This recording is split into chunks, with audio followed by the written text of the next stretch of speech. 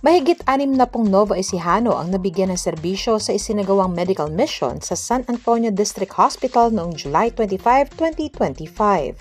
Ayon kay Dr. Nap Palor, Acting Chief of San Antonio District Hospital, isinagawa ng mga hepe ng mga pagamutan sa ilalim ng pamahalaang panlalawigan ng Nueva Ecija ang mga minor surgical operation, kagaya na pagtanggal ng sebaceous cyst, tendon cyst, lipoma at kulugo. Itong project na ito is under our governor, mahal natin governor Aurelio Nagkasumali.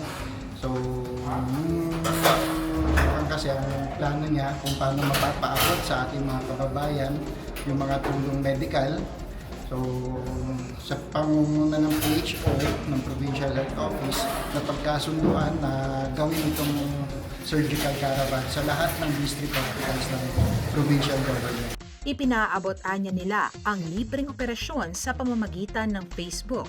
Pagkatapos ay nagkaroon ng screening ng mga pasyente na may edad 10 pataas.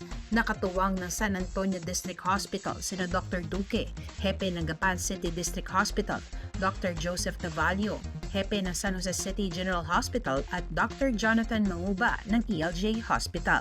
So, bali itong mga ginagawa natin na ito, kaysa pumunta pa sila sa PJG o kaya sa mga private hospital, dito na isinasagawa. Libre ito na proyekto ni Governor Or. Maliban sa libreng operasyon ay naglaan rin ang Kapitolyo ng libreng gamot para sa tuloy-tuloy na gamutan ng mga benepisyaryo. Sana po marami pa po siyang matulungan. Na natutuwa po ako kahit po paano kami natutulungan din niya sa mga binibigay niya sa aming biyaya. Lalo na ho pagka dumarating ang kalamidad na sobrang paghihirap namin talaga. Napakalaking bagay sa amin na kinikilabutan ako. Kasi nakakatuwa di ba? Na ng ating gobernur na napakalaking bagay sa amin na naibibigay niya.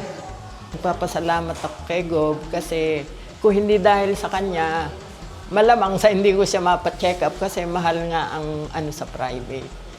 Salamat ng marami. Para sa Balitaw na Sigaw, Amber Salazar.